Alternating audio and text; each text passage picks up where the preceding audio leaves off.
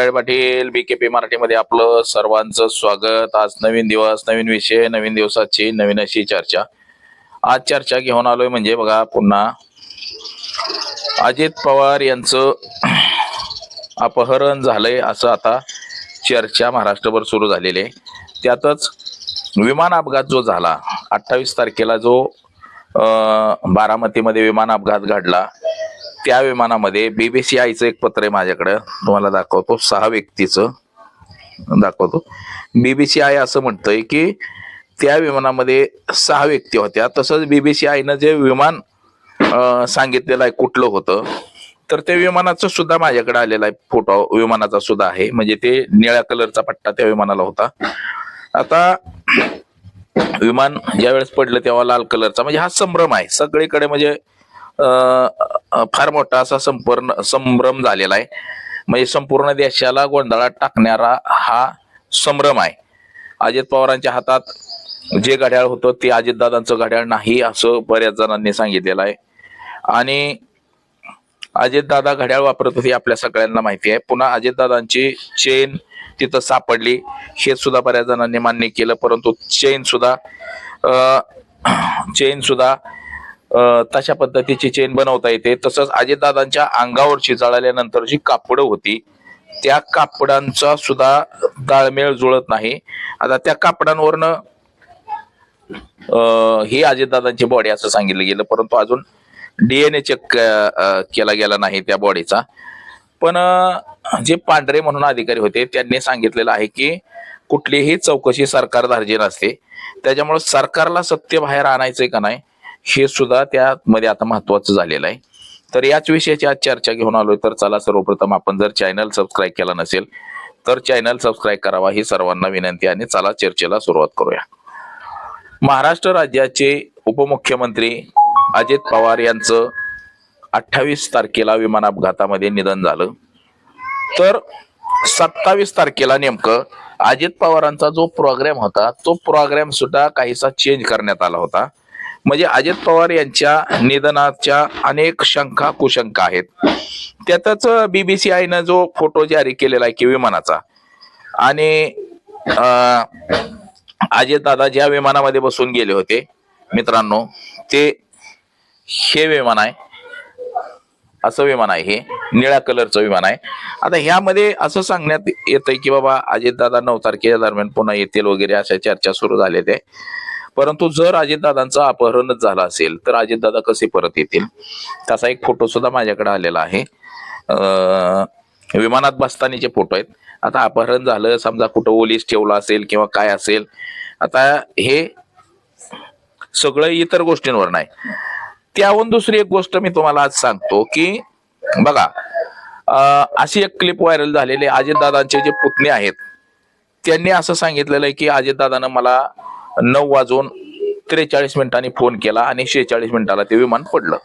आता ह्याच अशी एक गोष्ट आहे की बाबा बारामतीमध्ये पोहोचलं जवळपास, म्हणजे 6 मिनिटाच्या अंतरावर, म्हणजे त्याला मोबाईल टावर कनेक्ट झाला त्या विमानाला।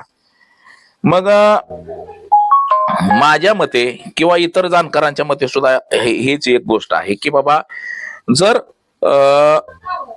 मोबाईल टावर जर विमानाला कनेक्ट झाला असेल तर मला एक साधी गोष्ट विचारायची की मुंबईवरून जर अजितदादा बारामतीला निघाले असतील तर मुंबईवरून येताना अनेक टावर्स लागतात, पुण्यामध्ये आल्यावरती टावर लागतात, तर अजितदादांचं जिथं जिथं लोकेशन निघलं मग हे लोकेशन का काढलं गेलं नाही आतापर्यंत?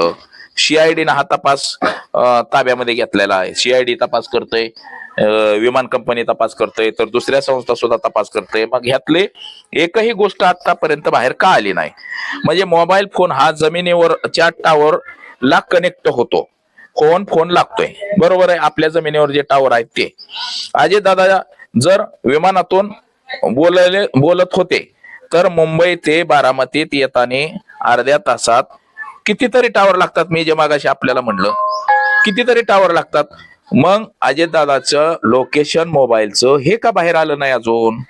म्हणजे असे अनेक प्रश्न उपस्थित झालेले आहेत की त्या प्रश्नामुळं नेमकं अजितदादांचं काय झालं हे लोकांना सुद्धा आता कळणार नाही। म्हणजे संपूर्ण देश संभ्रमामध्ये।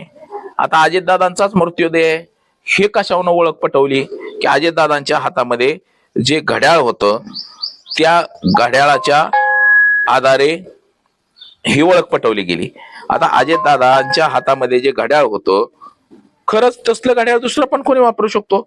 आता पोलिसांच्या माहितीनुसार बघा, उजव्या हातावरील कुर्त्याची विशिष्ट रचना, शिवणकाम आणि कपड्याची शैली घटनास्थळी मिळालेल्या कपड्याशी जुळली, यावरून त्याची प्राथमिक ओळख पटवण्यात आलेली आहे असं पोलिसांनी सांगितलेलं आहे. मात्र कोणतीही चूक होऊ नये म्हणून डीएनए जो आपला चाचणी करतो आपण, ती चाचणी करण्यात आलेली, म्हणजे त्या चाचणीचा अहवाल आल्यानंतरच ही कळणार आहे की खरंच ते अजितदादाच आहेत का. आता अजितदादांच्या हातातलं बघा हे घड्याळ आहे, माझ्याकडे आहे अजितदादांचं घड्याळ जे आहे ना, हे असं घड्याळ आहे अजितदादांचं. आणि जे सापडलेलं घड्याळ आहे ते मात्र वेगळं आहे. आता ते घड्याळ सुद्धा फॉरेन्सिक लॅबला तपासासाठी पाठवण्यात आलेलं आहे, परंतु ते सुद्धा घड्याळाचं अजून काय आलेलं नाही. आता अजितदादा हे डाव्या हातामध्ये घड्याळ घालत होते आणि घड्याळासारखा दिसणारा एक भाग सापडला होता, त्यामुळे अनेकांना वाटले की ते घड्याळ अजितदादांचे, तो मृतदेह सुद्धा अजितदादांचा आहे असं म्हटलं गेलेलं आहे. पण सखोल चौकशीनंतर पोलिसांनीच आता ह्याच्यावरती स्पष्टीकरण दिलेले आहे की तो भाग प्रत्यक्षात घड्याळ नसून बघा, पोलिसांनी अगोदर सांगितलं की ते घड्याळ आहे, त्याच्यावरून अजितदादांना ओळखलं हे अजितदादा आहेत, परंतु ते घड्याळ नसून शर्टच्या कपड्याचा तुकडा होता आणि म्हणजेच ओळख घड्याळावरून पटली. हा दावा पूर्णपणे चुकीचा पोलिसांनीच हे टाकलेलं. हे माझ्याकडे सगळे मित्रांनो, हे पोलिसांचाच मेसेज आहे आपल्याकडे. म्हणजे हे पोलिसांनीच सांगितलेलं आहे की अजितदादाच्या हातामध्ये जे घड्याळ होतं त्या घड्याळावरून चौकशी, घड्याळावरून आम्हाला कळलं की हे अजितदादांची बॉडी आहे. परंतु पुन्हा पोलिसांनी सांगितलंय की तो घड्याळासारखा दिसणारा एक हे होता पदार्थ, म्हणजे घड्याळासारखं दिसणारी एक वस्तू होती आणि अजितदादांच्या कपड्यांवरनं ओळख पटली की हे अजितदादांची बॉडी असं पोलिसांनी सांगितलं. आता अजितदादा ज्या विमानामध्ये बसले होते बघा, हे सबशेल विमान, हे बीबीसीआयचेच फोटो आहेत, त्यांचेच विमान कंपन्यांचे फोटो आहेत, हे त्यांनीच हे फोटो जारी केलेले आहेत की बाबा या विमानामध्ये अजितदादा बसले. बघा हे हवेत लँडिंग करतानाचा हे बीबीसीआयचा फोटो आहे, म्हणजे जे विमान कंपन्या आहेत त्या विमान कंपन्यांचे फोटो आहेत. हे बघा हे सगळे विमान कंपन्यांचे फोटो आहेत. तर मला एक दुसरं बघा सांगायचंय, म्हणजे आता तो 6वी व्यक्ती सुद्धा अजून सापडलेली नाही की विमान कंपनीनंच जे परिपत्रक जारी केलेलं आहे त्याच्यामध्ये अजित अनंतराव पवार, अजितदादांचे पीए विपुल, आपले ते बॉडीगार्ड विपुल जाधव, अजून एक व्यक्ती अजितदादांचा ओएसडी त्याच्यामध्ये, त्यानंतर विमान कंपनीची 3 माणसं आहेत, ती पाठक, कुठं तो दुसरा, अजून एक तिसरी ती माळी, अशी 6 लोकांची विमान कंपनीने यादी जाहीर केलेली आहे किंवा 6 लोक विमानामध्ये बसलेले आहेत. आता हा संध्याकाळी अजितदादांचं उड्डाण घेतानाचा विमानाचा फोटो आहे. म्हणजे किती गांभीर्यानं प्रकरण आहे बघा. हे बघा हे अजितदादांच्या विमानानं हे फोटो आहेत सगळे, अजितदादांचं विमानानं उड्डाण घेतलेलं. आणि अजितदादांचं विमान ज्या वेळेस पडलं, हे अजितदादा निघालेले, अजितदादांचं विमान ज्या वेळेस पडलं त्यावेळेस मात्र बघा, आता हे अजितदादांच्या विमानाचे पायलट, आता हे बघा हे विमान अजितदादांचं जळालेलं. आता हे विमान आपल्याला हे बघा ज्या वेळेस गाडीत भरून नेलंय हे विमान आता पडलेलं, लाल कलर दिसतोय आपल्याला सबशेल, म्हणजे हे लाल कलरचं विमान आहे पडलेलं. हे बघा लाल पट्टा. बरं आता मला एक सांगा, ह्याच्यामध्ये आता हे लाल पट्टा आहे, अजितदादांच्या विमानाचा पडलेला विमान जे आहे त्याचा लाल पट्टा आहे. आता हे दुसरा बी तुम्हाला एक दाखवतो बघा, शेपटापर्यंत लाल आहे ते हाय का. आता तुम्हाला अजितदादांचं जे बस्तानीचं विमान दाखवतो तुम्हाला. आता हाय हे शेपटापर्यंत निळय हाय का, ह्याच्यामध्ये काय फरक, म्हणजे हा विमानामधला फरक आहे. शेपूट सुद्धा ह्याचा निळा आहे. आणि मग असं असताना अजित पवार हे सध्या कुठे, हा मोठा संशय निर्माण झालेला आहे मित्रांनो. आता बघा अमोल मिटकरी असतील किंवा हे जे सगळे राष्ट्रवादीची मंडळी आहे, आता काल बीडचे जे खासदार आहेत बजरंग बाप्पा सोनवणे, ह्यांनी सुद्धा संशय व्यक्त केला. त्यांनी तर असं सांगितलं, आता विमान कंपनीकडून सांगण्यात येतंय की बाबा विमानाचा हवेत स्फोट झाला पडता वेळेस. मग आता असं वाटायला लागलंय की त्या विमानात नेमकं काय होतं. आता काय त्या विमानामध्ये नेमकं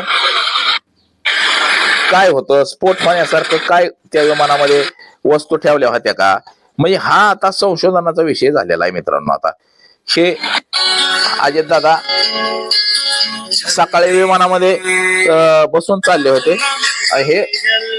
हे विमान आता का बजरंग बाप्पा काय म्हणतायत, कारण ब्लास्ट मध्ये सुद्धा इंजिनचा जो फ्रंट पार्ट आहे तिथले लोक उडलेत बाहेर. त्याच्यानंतर जमिनीवर टच स्फोट झाला, त्याच्यानंतर दुसरा स्फोट. म्हणजे मग ही घटना काय असू शकते, संशय नाही का त्याच्यात बॉम्ब होता, इंजिनाचा ब्लास्ट झालं, खाली न टच होता. म्हणजे जमिनीवरती टच झाल्याशिवाय विमानाचा स्फोट कधीच होत नाही मित्रांनो. म्हणजे विमानाचा स्फोट जर कधी होतो, वरची वर आकाशातल्या आकाशात कधीच त्याचा स्फोट होत नाही. विमानाचा स्फोट हा ज्या वेळेस ते विमान जमिनीवरती आदळतं त्यावेळेस विमानाचा स्फोट होतो मित्रांनो. आता त्या वेळेस जर विमानाचा स्फोट होत असेल तर मग अजितदादाच्या विमानाचा आकाशातल्या आकाशात स्फोट झालाय, म्हणजे हे किती गंभीर प्रकरण आहे. आता अमोल मिटकरी यांनी सुद्धा असं सांगितलं बघा. क्रॅश झाल्याच्या ठिकाणी आम्ही गेलो संध्याकाळी 5 वाजता अंत्यविधी आटोपल्यानंतर. तो दिवस एकादशीचा होता मला आठवतो. तिथली माहिती घेतली. तिथल्या सरपंचांनी असं स्टेटमेंट दिलं होतं की कोणीतरी विमानातून उडी मारण्याची धडपड करत होतं, आम्ही त्याला वाचवायला गेलो तो अचानक स्फोट झाले आणि मग नंतर कळलं 5 मृतदेह त्या ठिकाणी सापडले. UGCA म्हणते की विमानात 6 लोक गेली,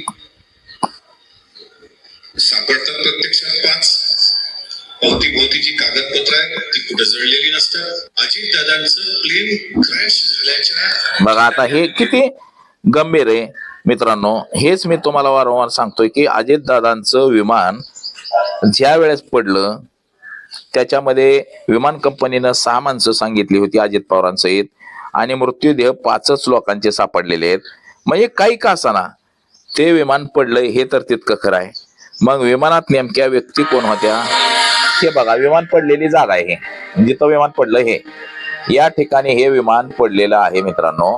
तर कशा पद्धतीने विमान पडलं हे कोसळताना आपल्याला दिसतंय, त्याचा स्फोट कसा झाला हा सुद्धा बघा. बघा अशा पद्धतीने हे जळून गेले. बरं, विमानाचा स्फोट हा हवेत म्हणजे पडतानाच त्याचा स्फोट झाला, इंजिनचा स्फोट झाला का त्याच्यामध्ये तिथं काय ठेवलं गेलं होतं हे सुद्धा आता महत्वाचं आहे. आता हे जरी सगळं असलं तरी या गोष्टी आपण बघितल्या पाहिजे त्या की हे सगळं आपण बघितलं पाहिजे की खरंच हे सगळं प्रकरण गंभीर आपल्याला वाटतंय का. म्हणजे आता अनेकांना असंच वाटतंय की अजित पवार त्या विमानामध्ये होते का नव्हते, अजितदादांचं खरंच अपहरण झालंय का काय, अशी शंका आता निर्माण झालेली आहे. जर अजितदादा त्या विमानामध्ये नसतील तर नेमकं अजितदादा गेले कुठं. म्हणजे अजितदादा ज्या विमानामध्ये बसले ते विमान वेगळं आणि अजितदादाचं ज्या विमानामध्ये ऍक्सिडेंट झाला, विमान पडलं ते विमान वेगळं. म्हणजे आता या विमान कंपनी जी आहे किंवा जी काही चौकशी एजन्सी आहे या एजन्सीनं हे सगळं लोकांच्या शंकेचं निरसन केलं पाहिजे. बघा अजित पवारांच्या विमानाचा अपघात झाला परंतु तिथं जी कागदपत्र पडली त्याच्यातली काय कागद सगळी हाय अशी राहिल्या, ती जळाली नाही. ती म्हणजे विमान जमिनीवर आदळल्या ती सगळी कागद कशी काय बाहेर येतील.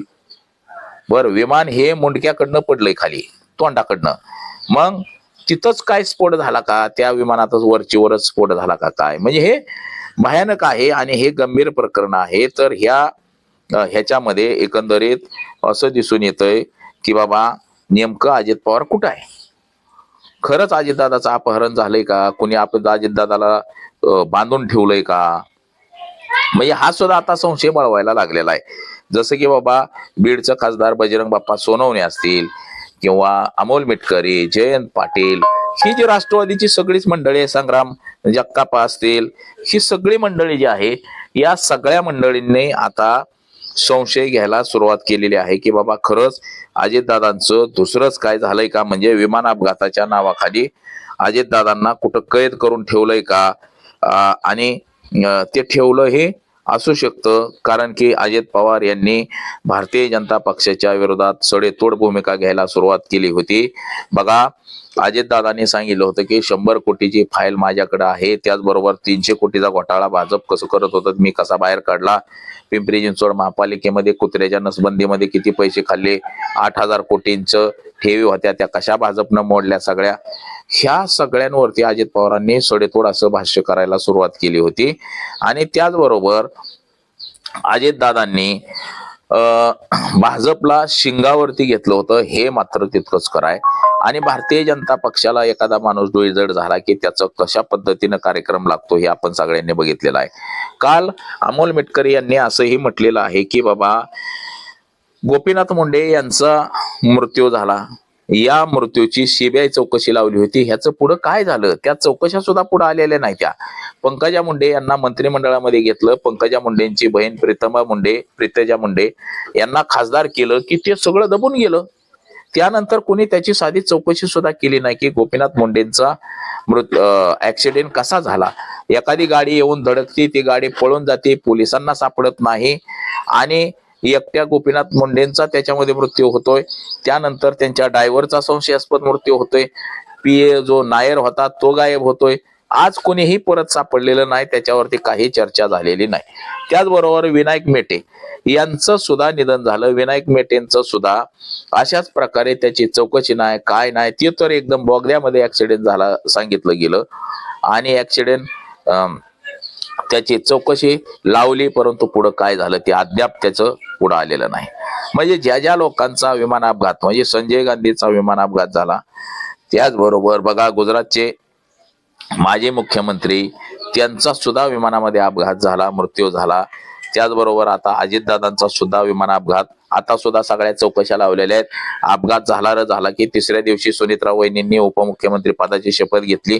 आता राज्यसभेवरती पार्थ पवार जाईल, म्हणजे ते मिटलं. आता ते दोघं तर काय त्याचं नाव काढणार नाही की बाबा जे झालंय हे झालंय, मरून द्या म्हणणार तिकडं. आता ते काय माणूस येणार तर नाही. म्हणजे ह्या गोष्टी घडवायच्या आणि घरातल्या सदस्यांना सत्तेमध्ये सहभागी करून घ्यायचं, हे आपण बघा पहिल्यापासून असंच झालेलं आहे. पहिल्यापासूनच असंच झालेलं आहे. सत्तेमध्ये सहभागी करून घेतलं, विषय संपला. गिरीश म्हणजे हे सगळी मंडळी बघा तुम्ही आपण पाहिलं असेल की विमान अपघात जे झाले, आता ह्याचे विमान अपघाताचे माझ्याकडे अनेक व्हिडिओ ती मला फोन करून सांगितले हो का की मैं कल सुबह अजीत दादा पवार के साथ पप्पा मैं बारामती जाने. आता हे विमान पडलेलं तिथलं सीसीटीव्ही, म्हणजे असे अनेक सीसीटीव्ही आहेत की जे संभ्रमामध्ये आपल्याला टाकताना दिसत आहेत की अजितदादांचे जातानीचे एक व्हिडिओ, येतानीचे एक व्हिडिओ, म्हणजे विमानात बसतानाचं वेगळंच व्हिडिओ. म्हणजे आता ह्या सगळ्या गोष्टीला महाराष्ट्र हळहळलाय महाराष्ट्र. परंतु जी घटना घडली ती घडलेलीच आहे, त्यावरती आता दुसरं काय हे उपायच नाही असं म्हणता येईल. म्हणजे विमान पडायचं ते पडलेलं आहे, त्यात 5 माणसांचा मृतदेह सापडलेला आहे, परंतु 6वा माणूस अजून सापडलेला नाही. तर 6वा माणूस नेमका कोण, अजितदादाच 6वा माणूस आहे की काय, असं आता सगळ्यांना वाटायला लागलेलं आहे. तर आज एवढंच. माझा सहकारी कॅमेरामन अनिकेत समे, भीमराव कराळे पाटील, BKP मराठी, इंदापूर, पुणे.